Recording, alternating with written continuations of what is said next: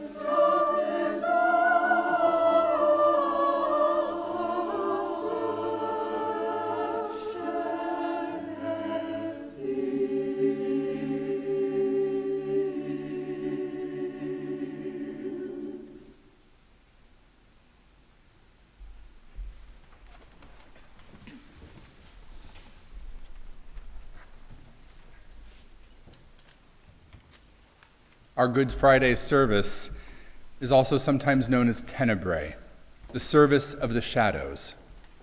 It's worship that takes place on Good or Holy Friday, a rare day in which we are asked to be fully present to the grief and the pain of our world, represented in our case by the Passion of Jesus. We come preparing for joy, readying ourselves for Easter, and yet knowing that we must witness the sorrow of this day together in order to truly understand what the rejoicing of Easter will mean. So we begin in community, in covenant, for we are better able to witness grief when we are holding one another. I invite you to rise in body or in spirit, and we will speak the words of our affirmation, our covenant. It is printed in your order of service.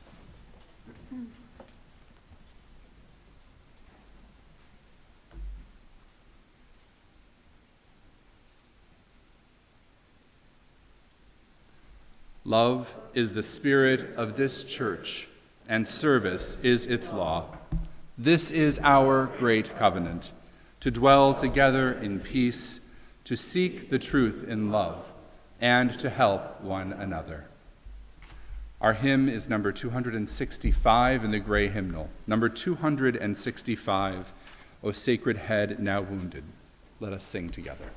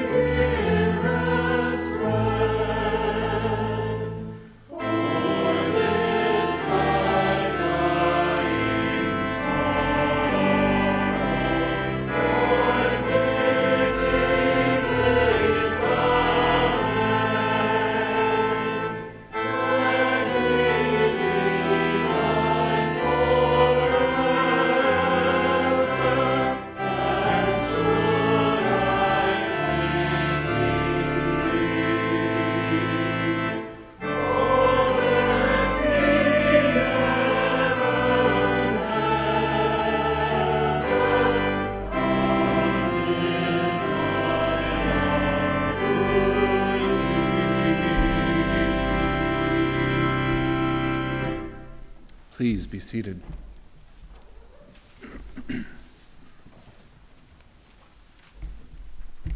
What has come before now is Palm Sunday, Maundy Thursday, celebratory returns, Jesus' supper with his friends. Good times, unless you know the story. And if you do, these good times are tainted with the knowledge of what happens today. The humiliation, crucifixion, and death of Jesus. Observing this time is difficult for us as Unitarian Universalists. You can tell by the difference between our Sunday mornings and this evening here. We don't like to attend to the things that are hard. We want Easter. We want the celebration. But the truth is that this time is part of that time too. The pain of Good Friday is inevitable, and you can't have Easter without it. Some of us try to work through our sorrow and our pain through making things right, the work of justice or service, of comfort or care. But the truth is that sometimes we cannot make it right. Sometimes we can only witness what is hard, what is heartbreaking. Sometimes we have to feel the grief that we normally prefer to set aside as we move through our days. We need to acknowledge that our pain and sorrow are real and that other people's pain and sorrow are real too. And that they're not the only experience we have of life. Easter will come. But these pains and sorrows are real. Lament, the spiritual and religious practice of witnessing and grieving what is not right in the world, it's part of the Easter story. It's part of all stories in which salvation or triumph or rebirth eventually occurs. And this story, the story of the Last Supper and then the crucifixion, this is a terrible story. And for those of us who have heard it again and again and again, it is also permission to see what is horrible and understand it in the greater story. To know that these terrible stories are part of human experience, but not the whole of it. They are part of being alive, but they are not the whole of that either.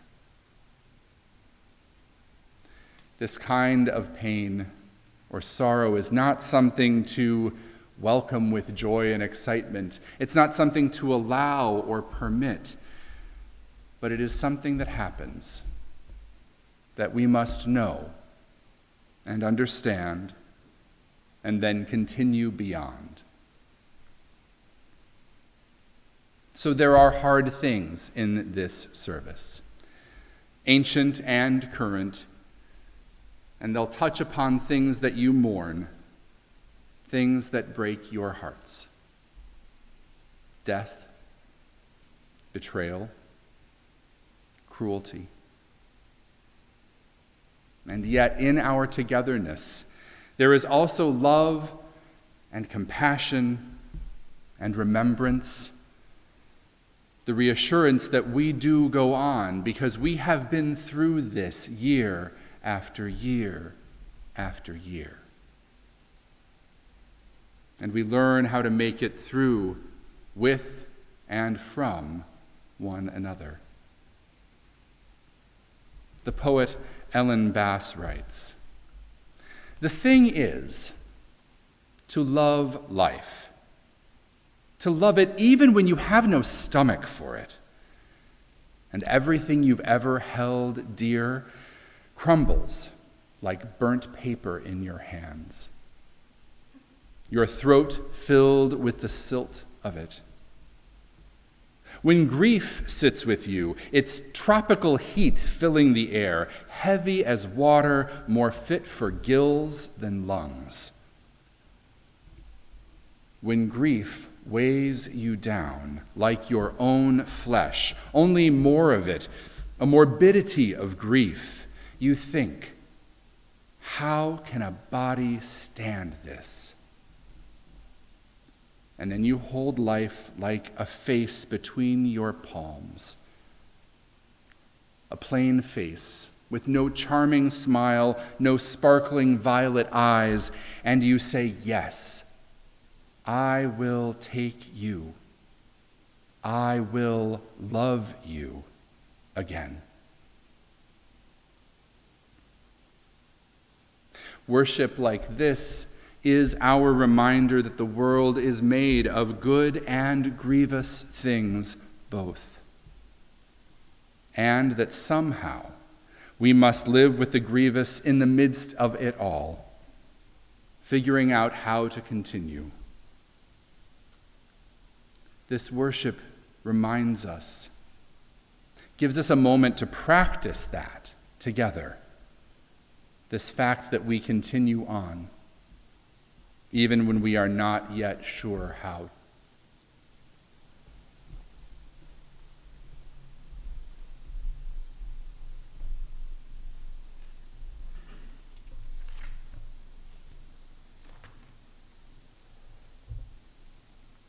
And Jesus went with his disciples to a garden called Gethsemane to pray.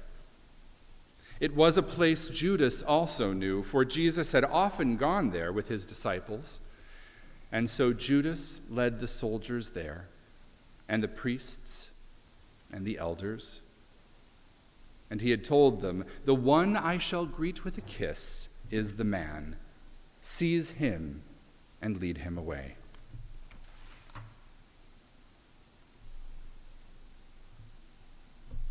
Clark Dewey Wells writes, "The Judas Kiss is an archetype, and all of us have tasted it, from Christ to Caesar to you and me.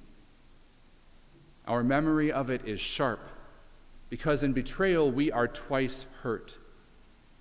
A wound is hard to bear, but if betrayal is its cause, the heart knots.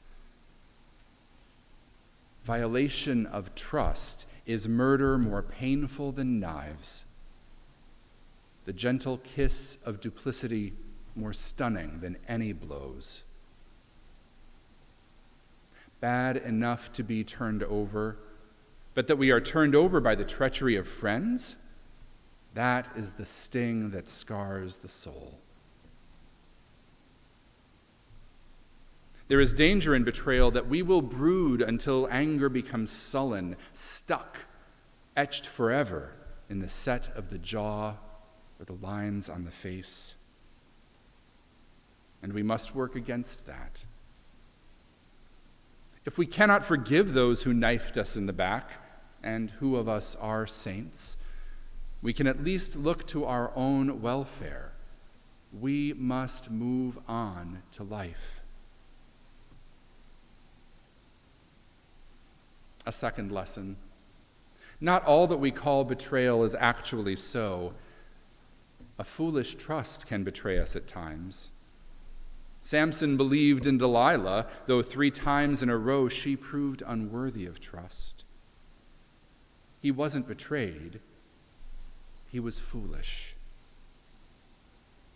We too have done enough hurting ourselves to recognize that capacity in others. And a third lesson. In our self-centeredness, we often assume claims on others that we have no right to do. We think others owe us duty, loyalty, generosity, when they don't. We take others' gifts as though they were ours by right, but we don't own each other. We shouldn't feel betrayed when we are refused what was never promised.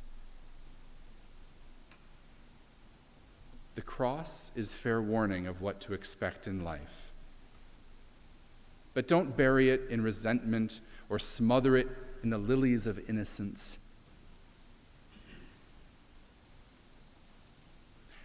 As Judas drew near, Jesus said to him, "Friend, why are you here?" And Judas kissed him, and they laid hands upon him. And Jesus said to them, "Have you come out as against a robber with swords and clubs?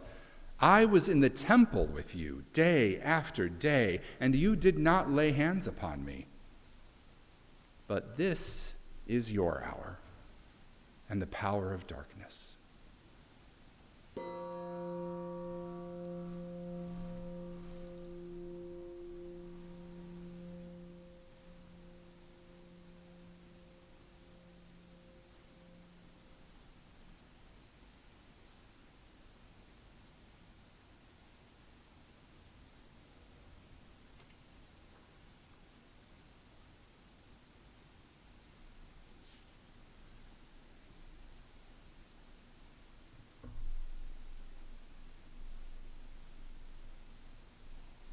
They took him, and they came to a place called Golgotha, which means the place of the skull. And there they crucified him. And they divided his garments among them, and they sat down and they kept watch over him there. And over his head they put the charge against him, which read, "This is Jesus, King of the Jews." And those who passed by taunted him.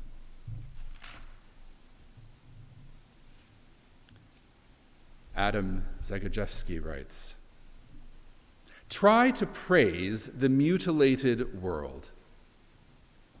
Remember June's long days and wild strawberries, drops of rosé wine, the nettles that methodically overgrow the abandoned homesteads of exiles.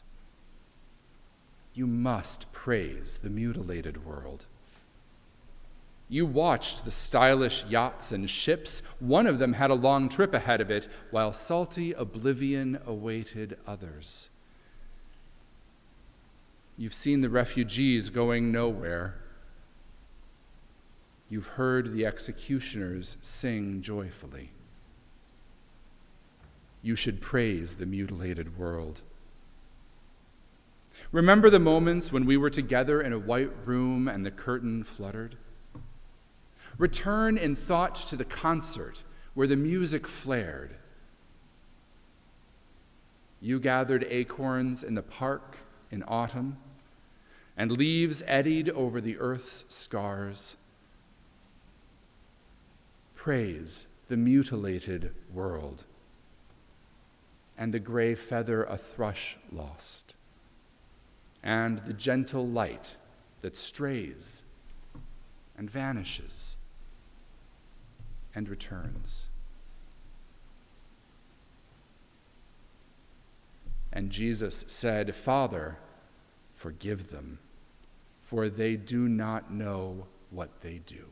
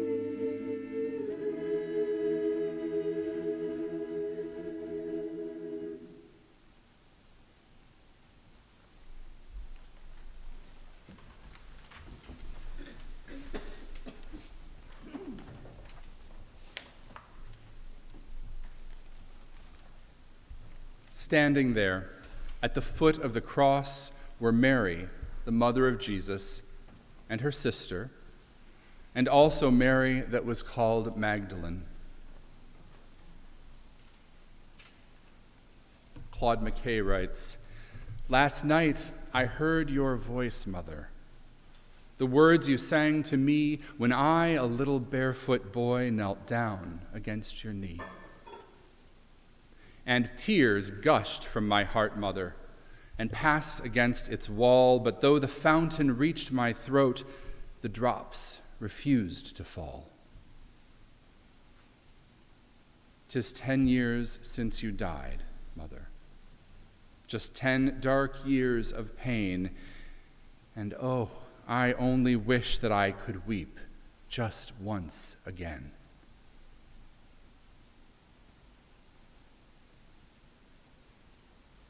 When Jesus saw his mother and the disciple whom he loved standing near, he said to his mother, "Woman, behold your son."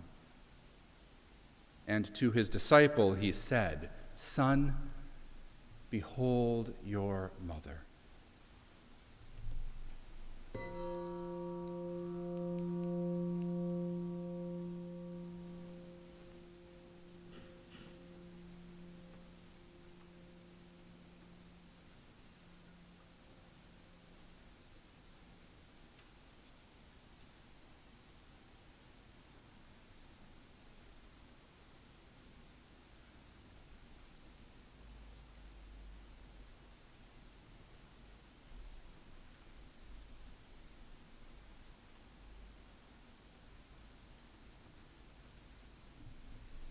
One of the criminals railed at Jesus, saying, "Save yourself and us."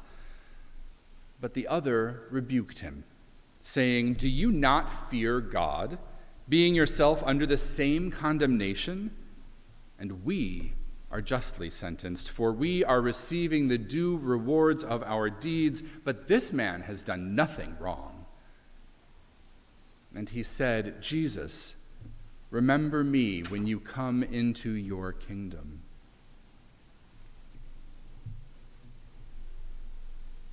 M.A. Jones writes, "You ask what it's like here, but there are no words for it. I answer, difficult, painful, that men die here hearing their own voices. That answer isn't right, though, and I tell you now that prison is a room where a man waits with his nerves drawn tight as barbed wire. An afternoon that continues for months, that rises around his legs like water until the man is insane and thinks the afternoon is a lake, blue water, white caps. An island where he lies under pale sunlight, one red gardenia growing from his hand.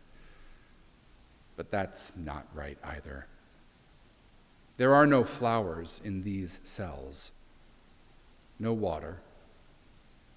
And I hold nothing in my hands but fear, what lives in the absence of light, emptying from my body to fill the large darkness, rising like water up my legs. It rises, and there are no words for it, though I look for them. I turn on a light and watch it fall like an open yellow shirt over black water, the light holding against the dark for just an instant, against what trembles in my throat. A particular fear, a word I have no words for.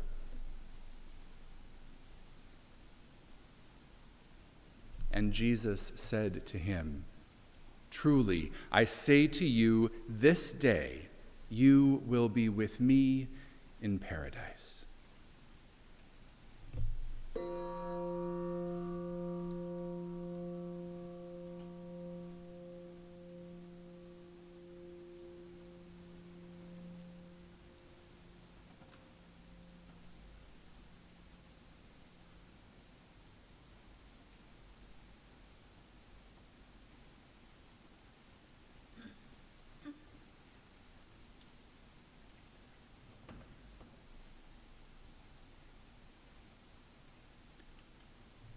Howard Thurman writes, "Again and again it comes. This is the season of remembrance, this time of recollection. The burdens of the years float upon the currents of the heart. Into the challenge of our anguish we throw the strength of all our hope. We match the darts of our despair with the treasures of our dreams. We challenge the mind of death with our love of life. Such is the time of recollection, the season of remembrance. We remember our beloved dead, knowing that these are not all the names of all of those that we remember and hold dear.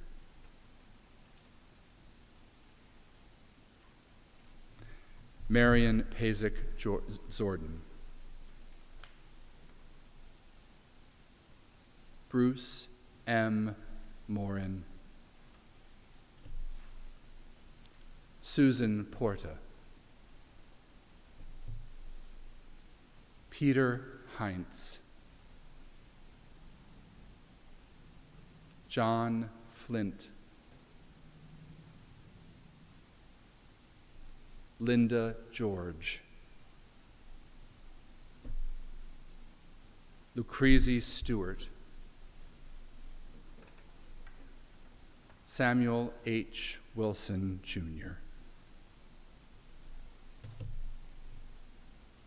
Pauline Farley, Bessie Presinos, Clark Rogers, Thomas Sewell, Rhoda Klein, Brendan Michael Fitzpatrick, Sue Carpenter, Alfred Bourquet, Stephen Reynolds, Lainey Matter.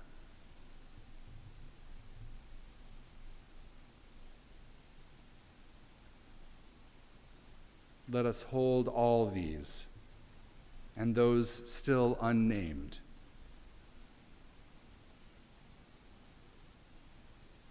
and let us take a time in stillness and in remembrance together.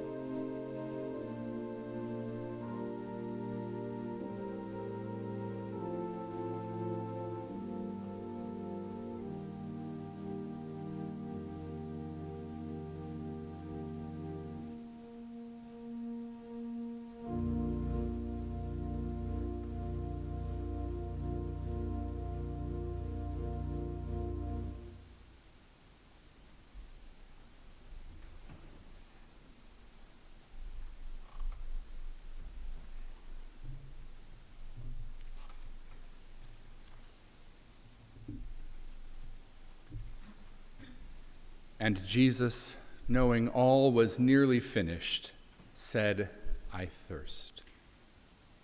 And they put a sponge soaked with vinegar on a spear tip, and they held it to his mouth. W.S. Merwin writes, "Gray whale, now that we are sending you to the end, that great God, tell him that we who follow you invented forgiveness and forgive nothing." I write as though you could understand, and I could say it. One must always pretend something among the dying.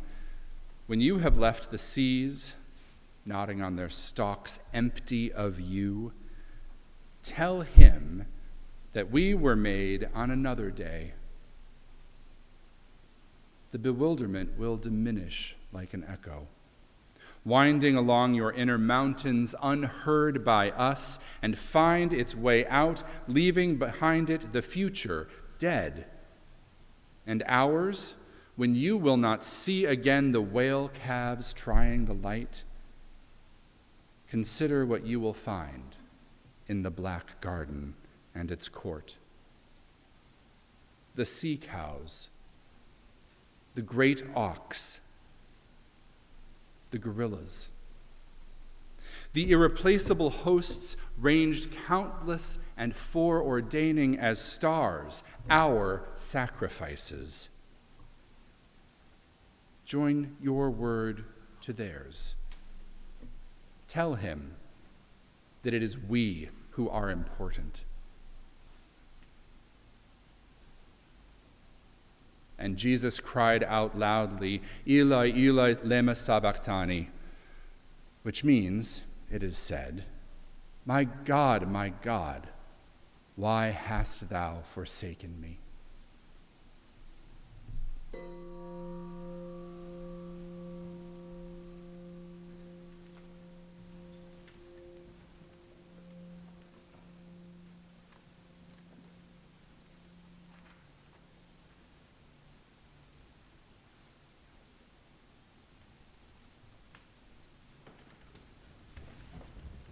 Please rise. We will sing hymn number 261 together.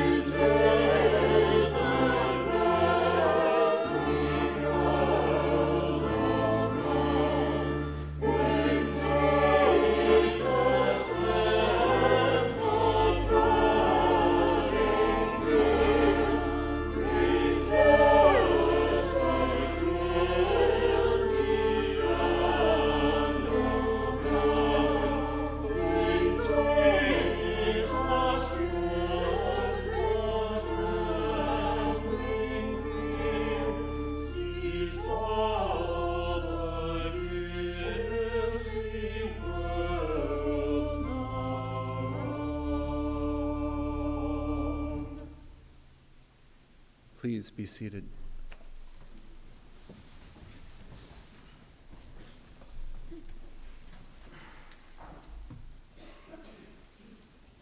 And Jesus said, "It is finished." And while the sun's light failed, the curtain of the temple was torn in two.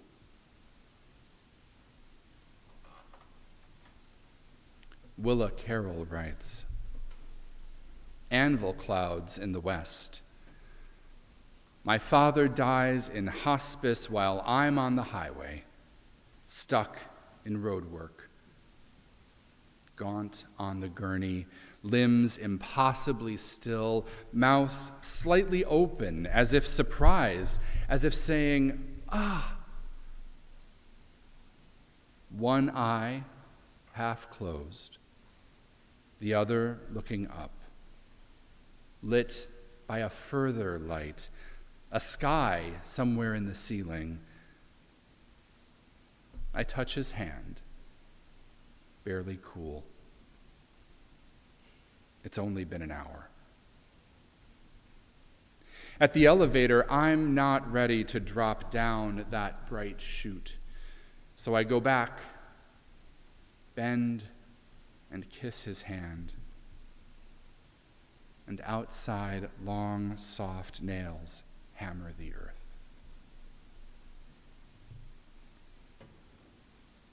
Then Jesus, crying with a loud voice, said, 'Father, into thy hands I commit my spirit.' And having said this, he breathed his last. And there was darkness over all the land."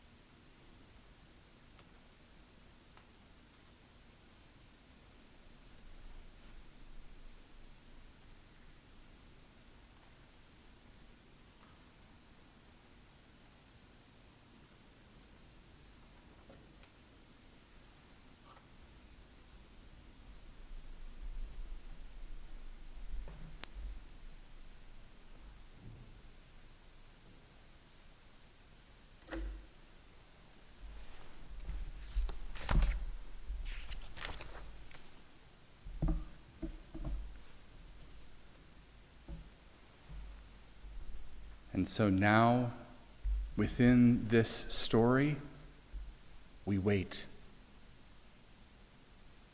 We wait to see if the tomb will open, if life will come again. And we know how the story goes. We know that life returns in normal ways and miraculous ways. We know resurrection is coming, and the buds will open, and that we can and we must do what is needed to take another breath and to right the wrongs of life. But in this very old story, now we wait. Sometimes in our stories, that's all we can do is wait, knowing that there will be new days and new ideas, new possibilities ahead beyond this moment, these days in the tomb.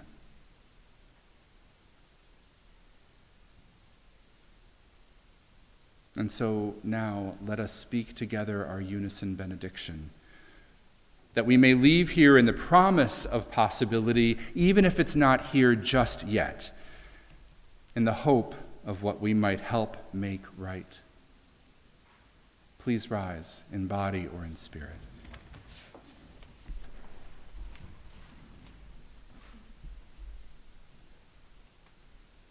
Go out into the world in peace. Have courage. Hold on to what is good. Return to no person evil for evil. Strengthen the faint-hearted. support the weak, help the suffering, honor all beings.